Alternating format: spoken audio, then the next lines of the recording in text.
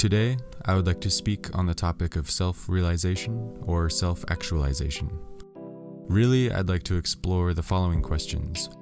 What is it, and why would you want it? First of all, we should note that achieving a state of self-realization can mean wildly different things to different people. It has roots in religion and spirituality, philosophy, and psychology. For example, in the Western world, where our concepts of this subject come primarily from psychology, we may say that living up to one's full creative potential, or being the most that you can be, is a state of self-realization. Elsewhere, this may be a philosophical or spiritual concept where one wakes up, in a sense, to a reality in which the very idea of a separate self is illusory. Reality being a whole or singular process in which division does not really exist. Alternatively, one may realize the self as being dualistic, therefore working to purify a true self from a false ego of sorts. Although these different ideas are contradictory in the sense of either believing or not believing in a self, all of these things are pointing in a similar direction, one of meaning and liberation, one of wakefulness, one in which the most basic question, who am I, is finally answered. The question, why would I want to live up to my full creative potential, seems now to answer itself. Why wouldn't you want to do that? Well, in Maslow's old hierarchy of needs, self-actualization existed at the capstone of the pyramid. Once an individual meets their physiological needs, such as food, shelter, water, clothing, and reproduction, they must first ensure their safety. This is achieved through employment, health, property, and security. Once these needs have been met, a person requires love and belonging in the forms of friendship, family, and intimacy. After this comes self-esteem, status, recognition, and respect. Once all of this has been checked off, one will naturally begin to make an attempt to be their best. Here we can expand the definition of self-realization. We can include the idea that self-realization is about finding out who you really are, finding out what you really like and what this is all about. By this, I don't mean finding out what foods and bands you like, what political beliefs you want to hold, or anything like that. Here I mean to say finding out what it is that you really like doing more than anything, who you really are underneath everything that society has placed on top of you as you've aged. Perhaps this can take the form of a question.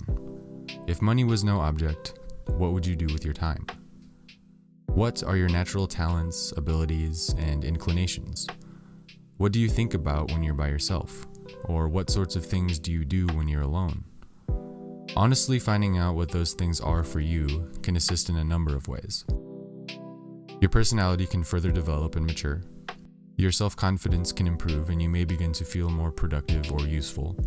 You can feel, for a lack of a better term, more at home in the world when you begin to poke and prod at yourself. You may become more accepting, more focused, and more present. These things are obviously very positive for anyone seeking them, and are certainly within our grasp if we can realize that we need to spend a bit of time thinking about it and working on it, when we're able to. However, if we're stressing about making our rent or credit card payments on time, making sure we can keep the electricity on for the month, having a rough patch with our partner, going through a bout of depression, or feeling that we're performing poorly at work, then self-realization doesn't need to be at the forefront of our lives. It'll always be there waiting for us when we have the time to spare. Now, it should boldly be noted before anything else that all of us spend a considerable amount of our time thinking about something other than what we're actually doing. We all know this, and we hear this constantly. Harvard University states that we spend 46.9% of our waking lives thinking about things other than what we're doing. We're all looking at our phones and computers while nature is all around us, and while people want our attention in the real world. Our minds are wandering into thoughts of the past and the future, even though the only real time is the present moment. All of this happens while we operate within the world at a minimal level on autopilot. The subject is very serious, but has been beaten to death. We do have a tricky relationship with both technology and with our own thoughts, and working in some way to focus on the now is obviously important for everyone in modern times. Having said that, how do we attain this wispy and elusive state of self-realization? Well, that depends on the person. You can read books, you can question yourself on paper, you can speak with a therapist if you desire, you can draw or paint, you can play with instruments and sounds, you have the internet at your fingertips to learn, create, remix, and have conversations. You can sit in meditation or travel to another country. You can learn a new language or hike along a mountain range. The first step in self-realization must be to honestly ask yourself some questions, as mentioned before.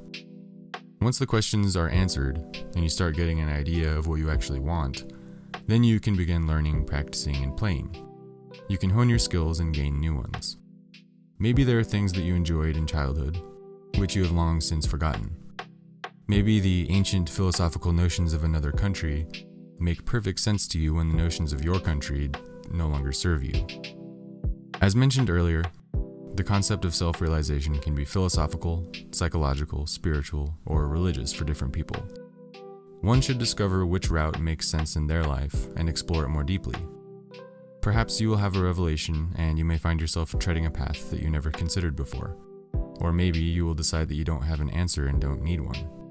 In any case, self-realization is all about finding and living with an answer to the age-old question, who am I?